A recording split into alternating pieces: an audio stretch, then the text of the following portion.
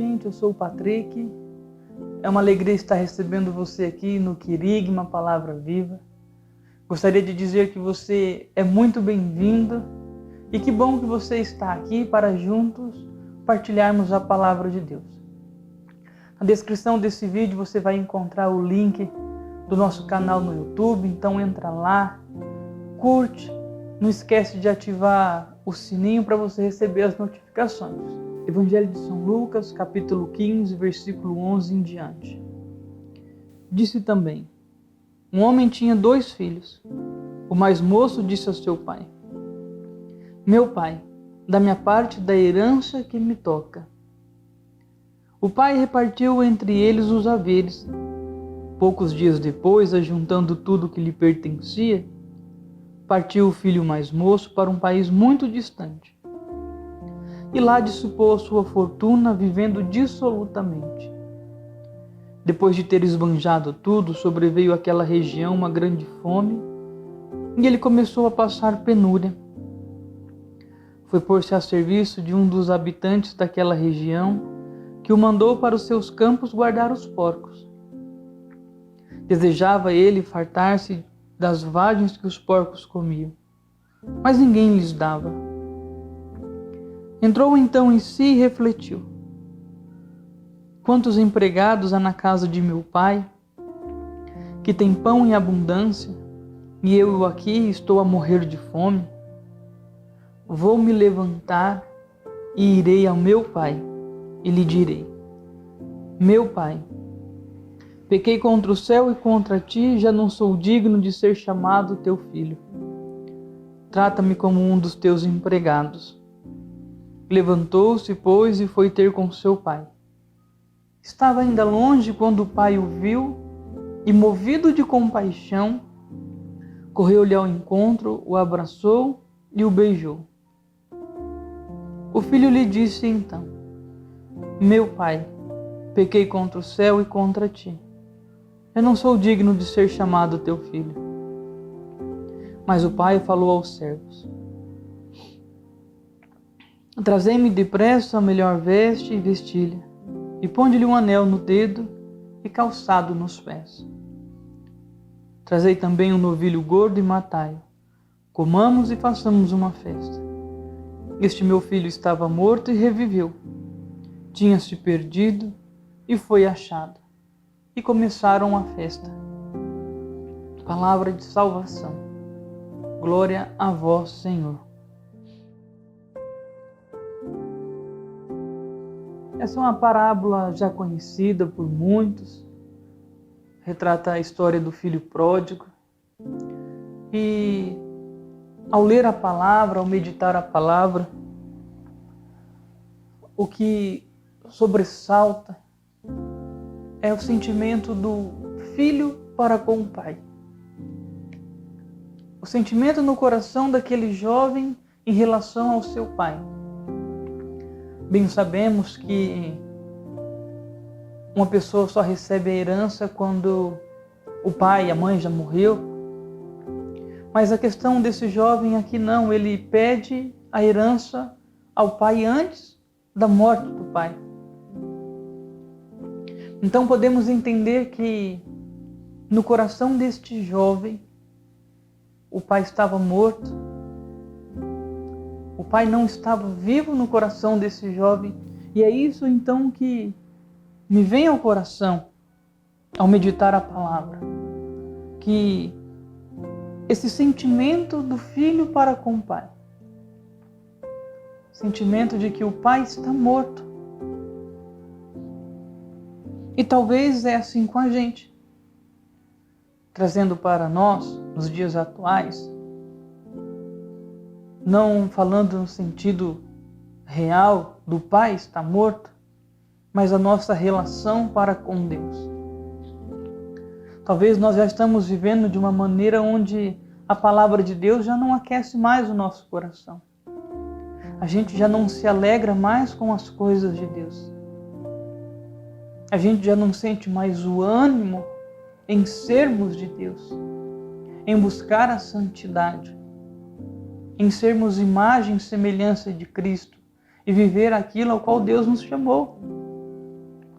Talvez a minha relação e a tua relação para com Deus esteja abalada.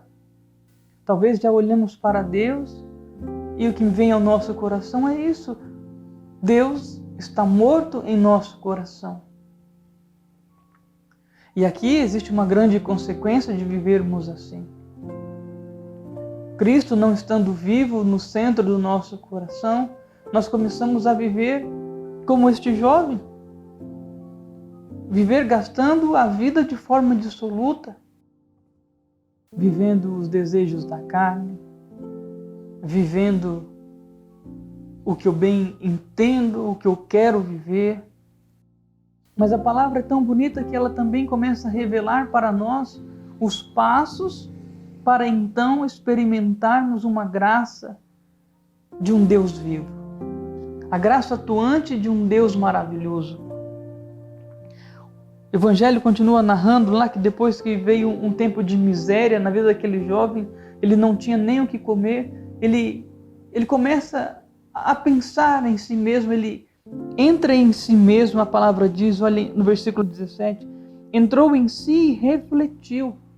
Entrar em si é quando alguém está contido em si mesmo ou na sua essência. Ou seja, aquele jovem, por um momento ele ficou contido em quem ele era mesmo. A maneira qual ele estava vivendo e olhando para a vida dele. Fazendo um exame de consciência, ele consegue perceber que a vida não vai bem. Ele começa então a sentir falta da sua casa. Começa então a sentir falta do seu pai. Porque aqui diz que ele começa a imaginar como que os servos é tratado pelo pai dele. Aí a palavra diz que ele começa a planejar o que vai dizer ao pai. Meu pai, pequei contra o céu e contra ti, já não sou mais digno de ser chamado teu filho. Mas muito mais do que nós passarmos uma vida planejando um retorno. Quantas vezes você e eu nos pegamos assim, não, a partir de agora eu vou voltar a ser de Deus. Não, a partir de agora eu vou retomar as minhas atividades espirituais. Não, a partir de agora eu vou rezar. Não, a partir de agora eu vou ser diferente. Não, a partir de agora eu vou entrar numa dieta. Não, a partir de agora eu vou... E de repente, nós nos deparamos e olhamos para a nossa vida e nada passou do desejo. Ficou só na cabeça. Mas, amado irmão, amada irmã, é preciso que essa palavra tão conhecida saia da nossa cabeça e entre no nosso coração. Muito mais do que planejar o que dizer, muito mais do que planejar voltar, é preciso uma atitude. Como este jovem no versículo 20. Ele se levanta e vai para o Pai. Ele se levanta e vai em direção ao Pai. E a palavra diz que de longe o Pai o viu e movido de compaixão. Compaixão significa sentimento de pesar, sentimento de tristeza pela tragédia alheia. Então o pai vê o filho de longe, sente uma tristeza da situação da qual o filho estava vivendo, corre-lhe ao encontro e o acolhe num abraço. Amado irmão, amada irmã, para vivermos esta experiência da graça de Deus, é preciso então duas coisas. A primeira, olhar para Deus e reconhecer que Ele existe. Reconhecer que Ele está vivo no meio de nós. A segunda coisa é entrar em si, é fazer esse exame de consciência e reconhecer que sozinho eu não posso. Que até aqui eu tentei das minhas formas, mas não teve jeito. É reconhecer que eu preciso de algo que é maior do que eu. Eu preciso de uma graça capaz de transformar a minha vida, mudar a minha história. Esses são os dois pontos essenciais para experimentarmos a graça de Deus. Primeiro, crer que Ele existe. E segundo, reconhecer que necessitamos dEle. E a terceira coisa, se levantar e ir à ação, exercitar, praticar fazer com que esta palavra saia da cabeça, desça ao coração e frutifique e realize em nós uma ação poderosa e transformadora e nos dê uma vida nova.